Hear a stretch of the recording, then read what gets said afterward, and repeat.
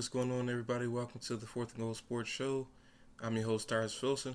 We are moving on in the series. We are moving on as we continue with the NFC South record predictions.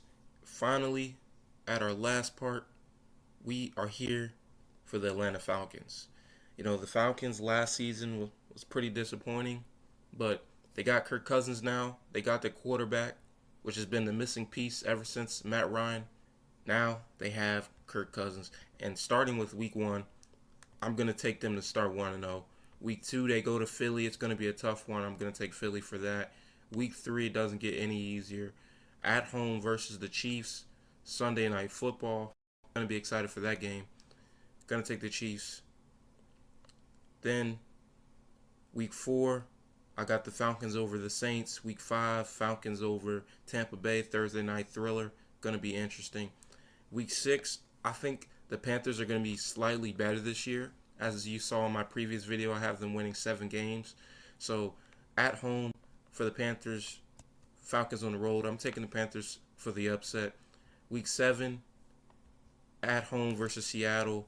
Atlanta's winning that. Week 8, you're going to Tampa Bay. Tampa Bay, I feel like they're going to split with Atlanta. I just don't see a sweep happening. I just don't see it. Cowboys coming to Atlanta. Cowboys coming out with the W. Week 10, you're going to New Orleans. Going to be a tough matchup. Always tough with a division rival. I'm going to take the Saints to win that. Then you're going to Denver. I got the Falcons winning that. Bye week, going into the bye week. Let's check it out. Going into the bye week. Then we go to week 13 versus the Chargers. Chargers winning that game. Chargers are going to be reloaded this year. They got a new head football coach. They're on the right trajectory.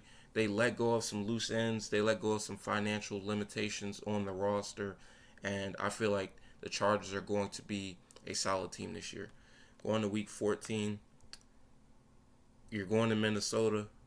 I'm going to take the Falcons to win that. Atlanta going to Vegas on Monday night. I feel like the Raiders can mess around, get an upset. Something about the Raiders on primetime, it's either they're terrible or they're amazing. No in between. It's surprising, but that's just how it goes. Week 16, at home versus the Giants. I'm going to take Atlanta to win that. Week 17, you're facing the Washington Commanders. I feel like the Washington Commanders can get the upset. Last time they did play against Kirk Cousins, they played amazing. Like, so close to a W. It just slipped out of their hands. And a large part of that was due to Taylor Heineke and the way he finished the game wasn't very well. This time around, you got Jaden Daniels at the helm. And last year, Sam Howell got it done versus Atlanta. The year before that, Washington got it done versus Atlanta with Mariota at quarterback. Washington always plays well against Atlanta. That if there is a team that Washington owns, yeah, it's Atlanta. No disrespect to Atlanta fans, I'm just keeping it a buck. Week 18, you finish the season. You're going to play your starters because you're fighting. You always want to play hard in the end. I feel like this is a game where they'll be playing their starters. If not the whole game, they're going to play them some.